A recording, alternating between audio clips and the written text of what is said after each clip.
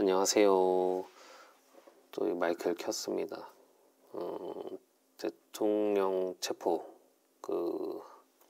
초유의 사태가 나기 직전이긴 하죠. 대통령이 이 경찰의 손에 끌려서 나온다는 이 진짜 슬픈 장면이 언젠가는 한번 나올 것 같긴 한데, 일단은 공수처에서 한번 왔는데 일단은 시원하게 한타를 막았죠.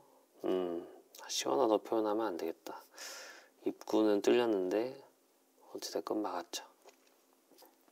근데 모르죠. 그 다음 또 오면 막을 수 있을지. 그게 경호처가 그렇게 버티면 또 그게 또 되기도 하나 봐요. 나는 이게 또 되긴 되는구나 신기했어요. 근데 요거 지금 뭐 막았다고 끝은 아니고, 뭐 이건 뭐 진짜 그냥 본인도 알 거야 아마. 대통령도 어차피 이거 시간 싸움이다. 시간 끌기잖아요. 지금 시간 끌기 하는 거야. 시간 끌기.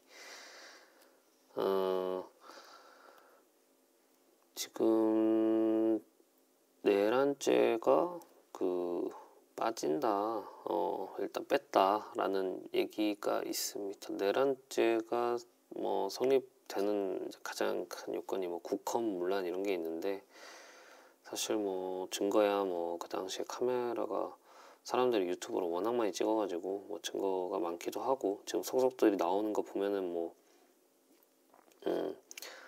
그죠? 한번 싹 다 통제하려고 했었잖아요. 뭐 경고성 그런 건 아니었고, 진짜로 자기가 이것저것 굉장히 또 치밀하게 계획을 가지고 했던 걸로 지금 보이는 상황입니다. 근데 민주당 입장에서 이게 또 이해 셈법이 조금은 다른 게, 빨리 그 이재명 대표를 그 대선 후보로 올리기 위해서 빨리 있는 사람을 끌어내는 거에 속도에 이제 집중을 하는 거죠. 그리고 국민의힘 입장에서는 이제 시간을 끌면은 변수가 나오지 않겠냐 라는 거죠. 뭐 예를 들면 뭐 이재명 뭐 유죄 재판 막 이런 게 나온다든지, 아니면 뭐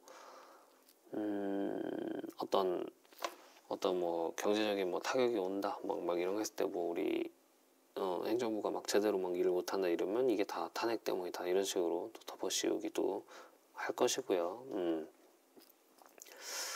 그러고 있는 것 같아요. 서로 줄다리기 하는 것 같습니다.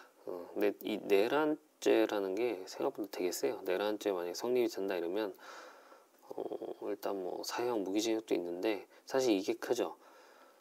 최소 5년입니다. 최소 5년이라는 게 큽니다. 법에서 웬만한 것들은 몇 년 이하 이렇게 돼 있어요. 그러니까 몇 년 이하라는 건 뭐 1개월이 된다라고 해도 이론상으로는 틀린 건 아니단 말이죠. 근데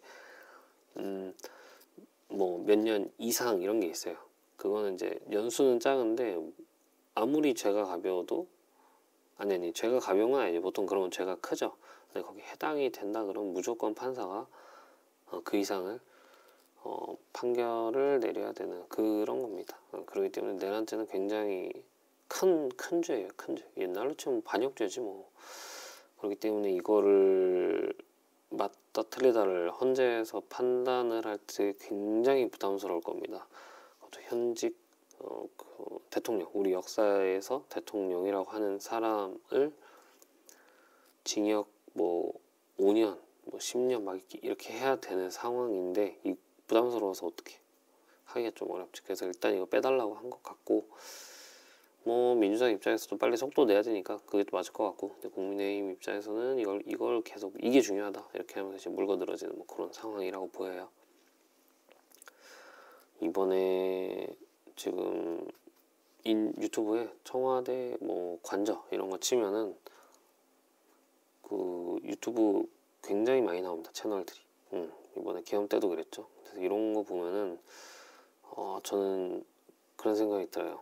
우리가 이제 시대가 다들 핸드폰만 있으면은 그냥 찍고 확 올릴 수 있고 이런 상황이기 때문에 방송 통제가 대한민국은 되게 어려울 것이다 이렇게 생각을 합니다. 그러니까 중국은 내 언론 통제가 되잖아요. 근데 여기는 좀 얘기가 달라요. 중국은 처음부터 언론이 자유로웠던 적이 없기 때문에 아마 자유에 대한 그 개념 자체가 없을 수 있고, 우리는 알잖아요. 그걸 통제하면 아마 사람들이 엄청나게 욕을 할 겁니다. 근데 또 모르죠. 어떤 모종의 이유로 유튜브에 가짜뉴스가 너무 많아서 이거를 국가에서 좀 검열은 아니지만 검열 비슷하게 뭐 검증이라는 뭐 하여튼 말 이쁘게 붙여서 해야 됩니다라고 나올 수 있어요. 이거 뭐 네, 그럴 수 있다라고 예측도 되고요.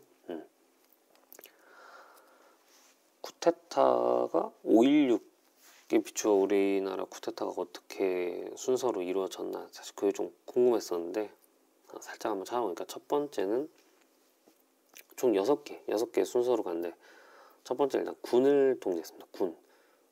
군. 근데 이제 그때는 쿠데타니까 지금 윤 정부랑 조금 그 상황은 다르긴 해요. 그러니까 윤 정부 같은 경우는 본인이 대통령인 거고 요거는 이제 내가 이제 군을 이렇게 해가지고 내가 이제 왕이 되는 거죠. 쿠데타. 그래서 1번은 군을 장악했고요. 그다음 이제 그걸 가서 2번은 정부의 주요 행정기관들을 장악을 했다고 합니다.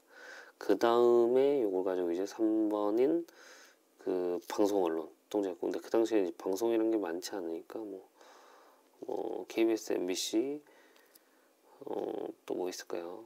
EBS도 있었을까? 하여튼 중앙에 이제 대표적인 방송사와 언론사만 딱 잡으면 되는 시기라 그러면 이제 언론 잡히는 거거든요. 근데 지금은 유튜브라는 게 너무나 자유롭고 다양하고 방대하기 때문에 쉽진 않을 거다라는 생각이 들었고 4번은 경찰이었습니다. 경찰을 그 다음에 장악하고요.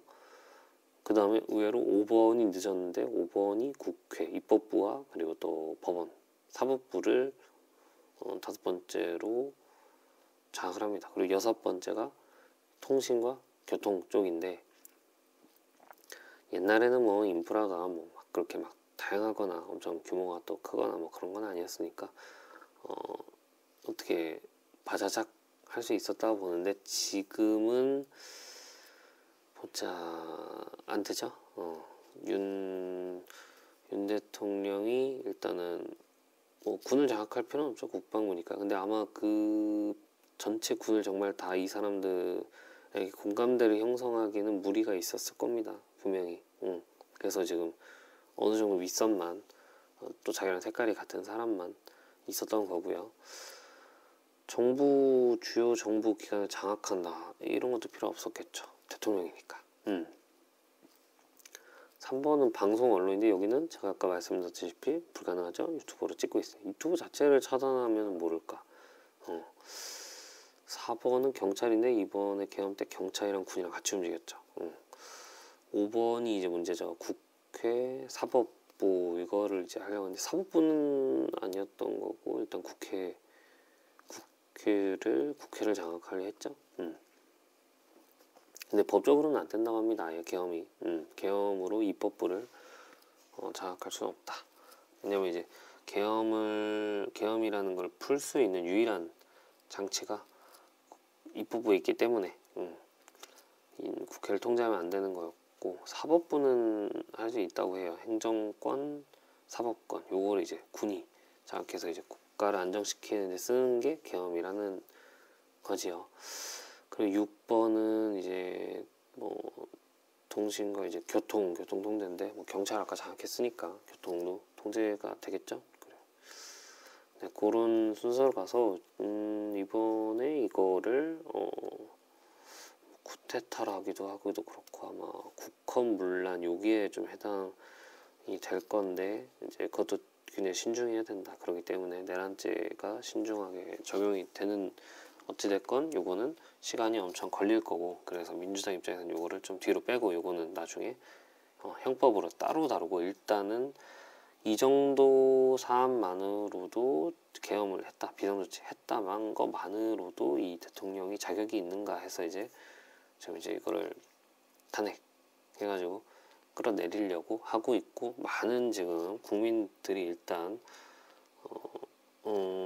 탄핵에 대해서 지지를 하는 쪽이라 이거는 뭐 이것도 현실이기에 더 국정을 끌고 갈 수가 있을까? 가는 게 또 의미가 있을까? 이게 그런 생각이 들지요. 자, 아무튼 오늘 뭐 주절주절한 거는 여기까지고 국가적으로 지금 비극인 상황이 진행 중인데 크게 좀 안 좋은 일이 없었으면 좋겠습니다. 네, 오늘 주저절 여기까지.